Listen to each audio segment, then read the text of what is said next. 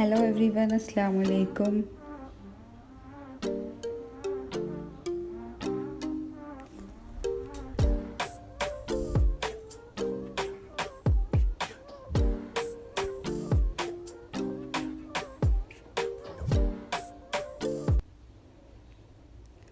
അപ്പോൾ ഇന്നത്തെ റെസിപ്പി ചിക്ക് പോപ്പ് അല്ലെങ്കിൽ ചിക്കൻ പോപ്കോൺ. അതിന് വേണ്ടിയിട്ട് 250 ഗ്രാംസ് ബോൺലെസ് ചിക്കൻ എടുത്തിട്ടുണ്ട്. അതിലേക്ക് 1/2 cup milk, 1 table spoon lime juice, പിന്നെ 1/2 ടേബിൾ സ്പൂൺ പെപ്പർ പൗഡർ, പിന്നെ ഒരു 1/2 ടേബിൾ സ്പൂൺ ഉപ്പും ചേർത്തിട്ടുണ്ട്. അതെനിക്ക് കാണിക്കാൻ വിട്ടുപോയി. മിക്സ് ആക്കിയതിന് ശേഷം ഞാൻ ഫ്രിഡ്ജിൽ വെക്കുന്നതിന് മുമ്പ് ഞാൻ ഇതിലേക്ക് ചേർത്ത് കൊടുത്തിട്ടുണ്ട്.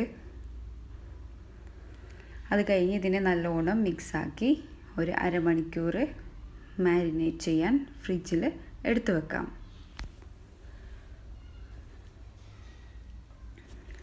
അപ്പോൾ അരമണിക്കൂർ കഴിഞ്ഞതിന് ശേഷം നമ്മൾക്ക് മാരിനേറ്റ് ചെയ്ത ചിക്കൻ എടുത്ത് ഇതിൻ്റെ കോട്ടിങ്ങിന് വേണ്ടിയിട്ട് ഒരു മുട്ട എടുത്ത് അതിലേക്ക് ഒരു 1/2 ടേബിൾ സ്പൂൺ ഉപ്പ്, പിന്നെ 1/2 ടേബിൾ സ്പൂൺ പെപ്പർ പൗഡർ ഇട്ട് ഒരു ഫോർക്ക് കൊണ്ട് നല്ലോണം വിസ്കാക്കി എടുക്കാം.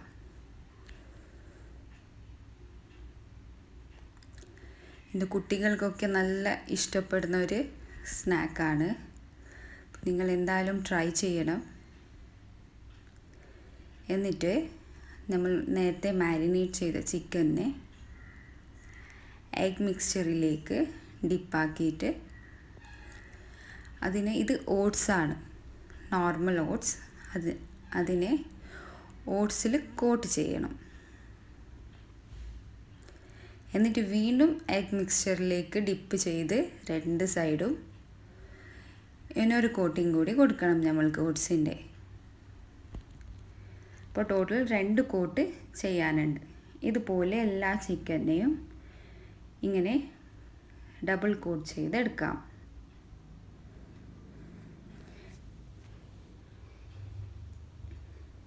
അപ്പോൾ എനിക്കിവിടെ ടോട്ടലായിട്ട് 2 പ്ലേറ്റ് റെഡി ആയിട്ടുണ്ട്.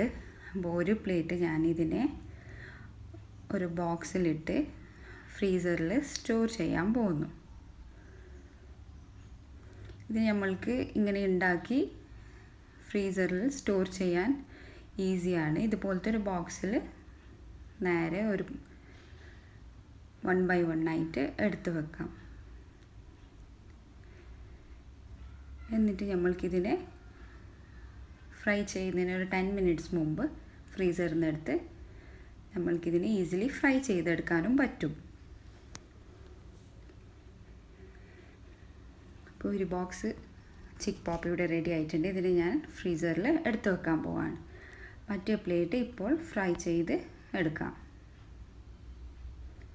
അപ്പോൾ ഒരു കടായി എടുത്ത് അതിൽ ഓയിൽ ഒഴിച്ച് 1 by 1 ആയിട്ട് നമ്മൾ ചിക്ക് പോപ്പ് ഇട്ട് കൊടുക്കാം.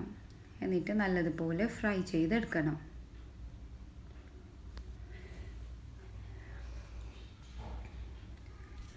ഇത് വളരെ ഈസിയാണ് ഉണ്ടാക്കാൻ. കുറേ ഇൻഗ്രീഡിയൻസ് ഒന്നും വേണ്ട, പിന്നെ ഹെൽത്തിയുമാണ്. കുട്ടികൾക്ക് നല്ല ഇഷ്ടപ്പെടുന്ന ഒരു സ്നാക്കുമാണിത്. കൂടുതൽ സ്പൈസി ഒന്നും അല്ലാത്തത്. അപ്പോൾ ഇതിവിടെ ഫ്രൈ ആയിട്ട് വന്നിട്ടുണ്ട്. ഇത് നമ്മൾക്കൊരു സെർവിങ് പ്ലേറ്റിൽ ട്രാൻസ്ഫർ ചെയ്ത് ടൊമാറ്റോ കെച്ചപ്പിൻ്റെ കൂടെയോ അല്ലെങ്കിൽ മയോണൈസിൻ്റെ കൂടെയോ നമ്മൾക്ക് ഡിപ്പാക്കിയിട്ട് കഴിക്കാം. അപ്പോൾ ഇത് വളരെ ടേസ്റ്റി ആൻഡ് ഈസി റെസിപ്പിയാണ്. നിങ്ങൾ എന്തായാലും ഇഷ്ടപ്പെട്ടാൽ ട്രൈ ചെയ്ത് നോക്കണം. Thank you for watching. Please like, share and subscribe.